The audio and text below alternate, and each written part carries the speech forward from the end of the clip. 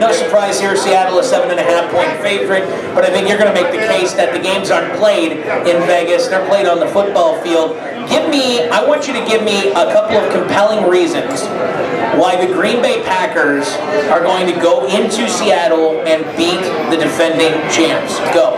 For one, it's a familiar opponent now. They played quite a few times with the pretty much the current rosters over the last couple of years. And how did that go last time they played? First game of the year, but you look at the circumstances. Seattle, that was their celebration of their Super Bowl win last February, and of course they have the 12th man there. And the Packers really didn't play that bad until the second half. It was actually quite a game. They ended up losing by 20, which obviously is a lot. But they had a few turnovers. Rodgers, I think, threw a pick at least in that game. So Seattle right now, where they are at this point in the season, are the better team. They really are, especially with Aaron Rodgers. This is you waving the white flag. No. Okay. No, I'm not done yet. Aaron Rodgers probably last week against Dallas was probably 75%. Yeah. And as Aaron Rodgers goes, the Packer offense goes, so that makes the Packer offense last week 75%. So hopefully this week he'll be closer to 95%. Oh. I don't think so, man. I'm not a doctor. These calf things, though, they sound tricky, and they sound like it's a lot more recovery time than just a week or two. The little warmer weather is supposed to, I believe, in the 50s at game time, and Seattle will help a little bit. So I think the Packers are going to, and I hate to sound like every coach ever, but it's going to be turnovers, who can run the ball, who can control the line of scrimmage. I think those are things the Packers can win without doing that most of the time. But in Seattle, they have to win those games. The number one priority for Green Bay, because I think even with Rodgers at 75% at best, right, at best, Aaron Rodgers didn't get healthier this week. I mean, if anything, what happened last Sunday in Green Bay took even more of a toll on his calf and his leg. He is going to be at best as healthy as he was last week, but probably not even there. I think the biggest priority for Green Bay and the biggest key to them getting a win, because I think that they will get theirs offensively, even with Aaron Rodgers in the situation he's in right now, being, with the slight tear and strain of the calf, whatever it is. I think they're going to get points. I don't know how many they're going to get, but I think they'll get enough. The number one goal is to stop Seattle from running the football. Because last time you guys played, Green Bay and Seattle had 201 yards rushing. Now, there is a variable, and that's that Percy Harvin isn't there. And Percy Harvin, he didn't touch the ball a whole lot in that game. I think he had like 4 carries for 46 yards. But those jet sweeps that they were running, it just set up everything for Marshawn Lynch. And everything that they were doing offensively kind of predicated off of what Percy Harvin was able to loosen up with you guys.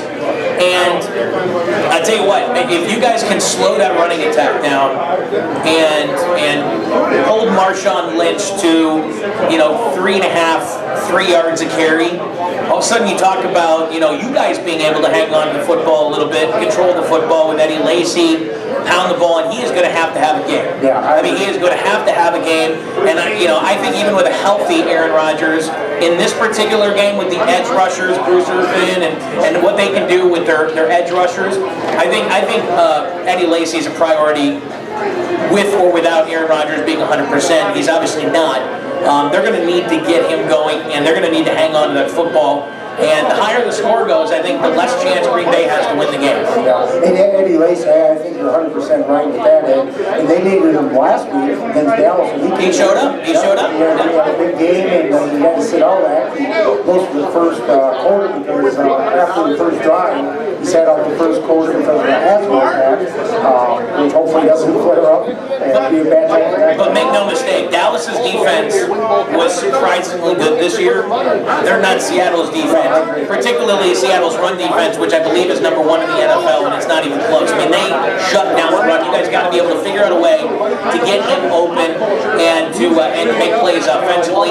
Also, defensively for you guys, another key to this, and it goes for any team playing Seattle, not just Green Bay, but you got to be able to contain the wide receivers, maintain coverage when Russell Wilson breaks the pocket. And I know it's easier said than done, But so much of what Russell Wilson does is done when he leaves the pocket and he can find Curse, when the safety all of a sudden has hesitated because he's not sure whether or not he needs to leave his coverage responsibility and start running towards Russell Wilson. That's where he makes his living. And if Green Bay can use their linebackers, spy him, contain Russell Wilson a little bit, but yet maintain coverage downfield. I know it sounds so easy to do, it's so hard to do.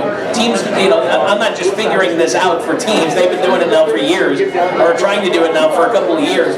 But that's going to be a huge key. So I think there's going to be a lot of pressure on your cornerbacks, who, let's face it, Tramon Williams has not been playing particularly well this season, at least lately, the games that I've watched. And it's going to be, obviously, a lot of pressure on your safeties to really hold up. Yeah, that's the one thing, and the Packers have improved defensively in the second half of the season. They're playing probably the best defensive ball that they've played in probably the last 2.5, 3 years. So that's to their advantage, but and they've got over that problem, and that's when Russell Wilson, the Kaepernick in San Francisco, just killed him in a couple playoff games back-to-back, where he just ran around crazy. Yeah, the divisional game in the 2012-2013 game, that was brutal. And they can't let Russell Wilson do that. It's one of the pick your own poisons, but they have to contain Russell Wilson. That has to be one of the number one priorities.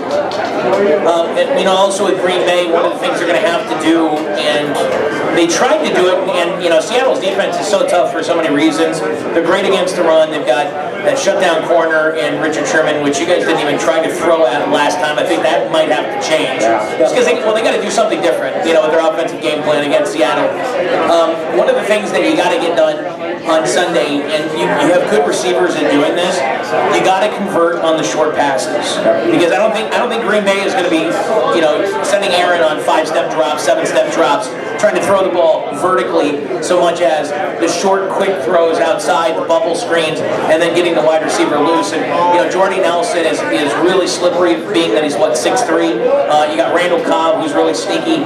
So you need to get these wide receivers the ball in their hands early before the pass rush has a chance to make an impact, and then hope that they can break something loose. Yeah, and I'm looking for the Packers. Hopefully there'll be one guy on offense, one guy on defense, and that's usually how these plays go. The guys that you don't expect, like Devontae Adams, the Packers' third wide receiver. He's been good for you guys. Yeah, he really has. I'm so impressed with him. What do you do? Is Devontae Adams, is he the next guy up? Is Randall Cobb on?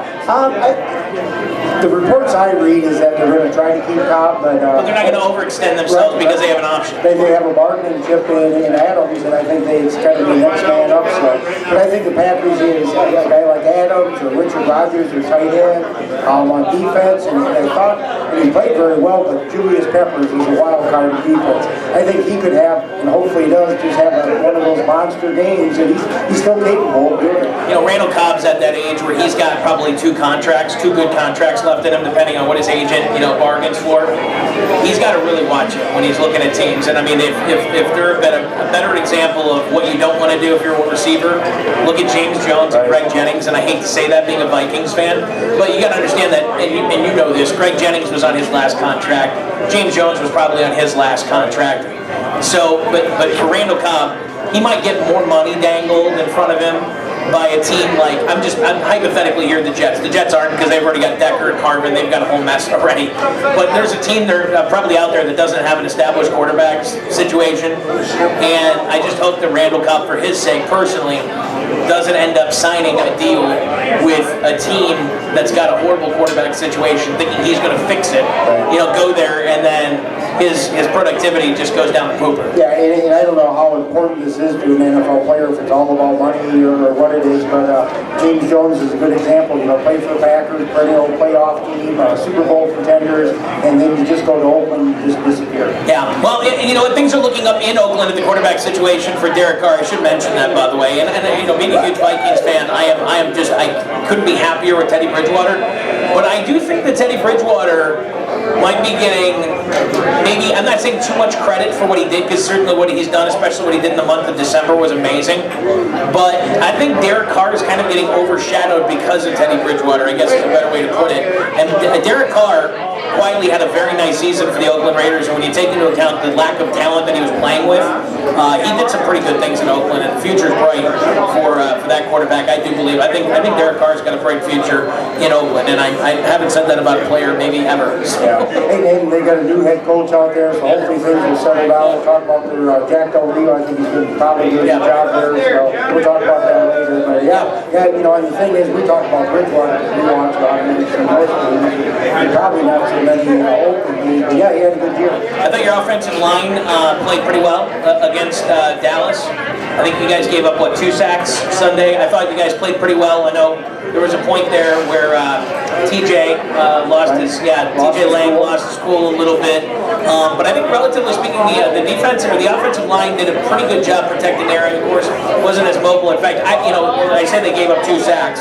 I think if Aaron Rodgers was 100%, it probably would have been 1 or not even 1 sack. So I thought all things considered, they played a good game. They're going to be going against a team in Seattle that, they only had 2 sacks against Cam Newton and the Carolina Panthers last week, but they were putting all kinds of pressure on Cam, forcing him to make throws earlier than he wanted to, one of which resulted in a touchdown for Cam Chancellor, which sealed the deal for Seattle. You know, that's the thing, in watching that game, Carolina hung around.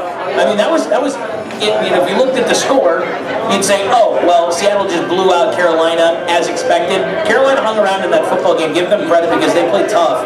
I think for Seattle, the one thing they need to do is, again, and this kind of goes back to what Green Bay needs to do, and that they need to be able to get a short passing game going, throw the bubble screens, get the wide receivers loose.